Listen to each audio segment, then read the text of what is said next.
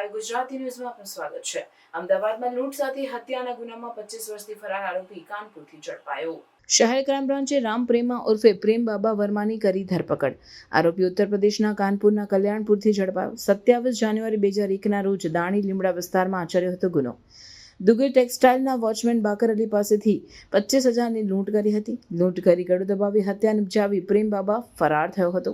આરોપી વિરુદ્ધ હત્યાના પ્રયાસ, લૂંટ, ખંડણી, ચોરીના ગુના અગાઉ દાખલ છે। કુલ 18 જેટલા ગુનાઓ ઉત્તર પ્રદેશ, ગુજરાત અને મધ્યપ્રદેશમાં નોંધાયા છે। પોલીસે ગુનામાં સામેલ અન્ય આરોપીઓને લઈને તપાસ અને પૂછપરછ હાથ ધરી છે। આગામી રથયાત્રા અનુસંધાનમાં સિનિયર ઓફિસર શ્રી દ્વારા, ઉચ્ચ અધિકારી શ્રી દ્વારા ક્રાઇમ બ્રાન્ચને જૂના ઘણા લાંબા સમયથી ચકચારી ગુનાઓની અંદર નાસ્તા ફરતા આરોપીઓને શોધી અને એમને પકડવા માટેની જે ઝુંબેશ શરૂ કરવામાં આવેલી, એના ભાગરૂપે ક્રાઇમ બ્રાન્ચ દ્વારા છેલ્લા ઘણા સમયથી આરોપીઓ પાછળ ટેકનિકલ એનાલિસિસ તથા લોકલ હ્યુમન રિસોર્સિસ દ્વારા મહેનત કરવામાં આવેલી, જેના ભાગરૂપે એક રામુ ઉર્ફે રામકુમાર પ્રેમ બાબા વર્મા નામના એક આરોપીની ધરપકડ કરવામાં આવેલી છે, જેને ઉત્તર પ્રદેશના કાનપુર દેહાત વિસ્તારના કલ્યાણપુર ખાતેથી પકડી લાવી તેની એક 25 વર્ષ જૂના લૂંટ વિથ હત્યાના ગુનામાં ધરપકડ કરેલી છે। બનાવની હકીકતમાં 2001ના 27 જાન્યુઆરી 2001માં દાણી લીમડા ચંડોળા વિસ્તારની અંદર એક દુગ્ગલ નામની સાડીઓ પ્રિન્ટ કરવાની ટેક્સટાઇલ ફેક્ટરી આવેલી હતી।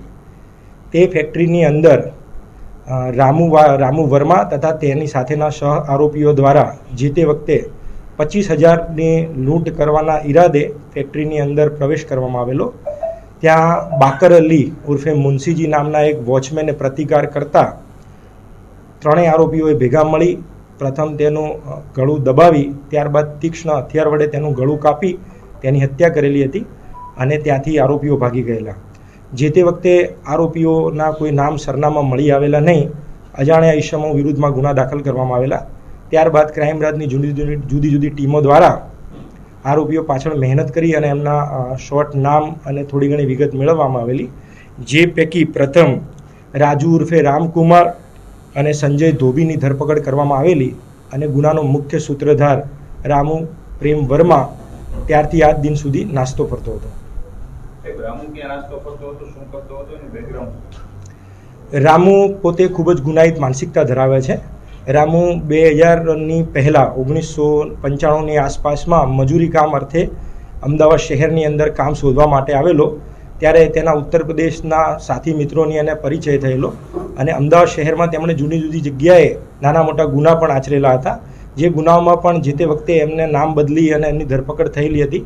ત્યારબાદ વર્ષ 2001ની અંદર તેના સાગરીતો સાથે મળી તેણે લૂંટ કરવાનો પ્રયત્ન કરેલો, જેમાં વોચમેન બાકર અલી દ્વારા તેનો પ્રતિકાર કરતા તેની હત્યા કરી નાખેલી। કેટલા વર્ષો પછી કઈ રીતે આપણે એના સુધી પહોંચ્યા અને કોઈ વેશપટ્ટો કરેલો હતો કે શું, કઈ રીતે બચતો હતો પોલીસથી? રામુ પોતે બહુ કુખ્યાત ગુનેગાર છે। તેની વિરુદ્ધમાં 18થી પણ વધુ ગુના દાખલ થયેલા હતા।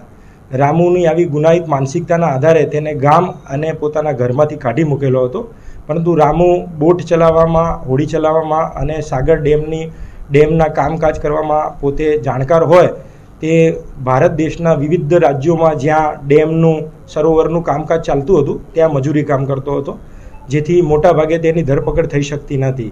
આ ઉપરાંત જ્યારે દાણી લીમડા પોલીસ સ્ટેશનના જે ખૂનના ગુનાની અંદર તેનું નામ ખુલ્યું ત્યારે તેની કોઈ વિગત હતી નથી, પરંતુ ક્રાઇમ બ્રાન્ચે જે ઝુંબેશ શરૂ કરેલી એ ઝુંબેશના ભાગરૂપે ક્રાઇમ બ્રાન્ચે પોતાના જૂના જાણીતા બાતમીદારો તથા હ્યુમન ટેકનોલોજી અને ટેકનિકલ એનાલિસિસ આધારે અગાઉ આવા ગુનાઓમાં સંડોવાયેલા જુદા જુદા ઈસમોની તપાસ કરેલી, જુદી જુદી જેલની વિઝિટ કરી, ઉત્તર પ્રદેશ કાનપુર સાથે સંકળાયેલા ઘણા બધા આરોપીઓની પૂછપરછ કરી અને આ આરોપીની વિગત મેળવી અને ત્યારબાદ તેની ધરપકડ કરવામાં તેને સફળતા મળેલી। સર, આના ઉપર ક્યાં ગુજરાતના જે ગુનાઓ છે અન્ય રાજ્યોમાં પણ તે?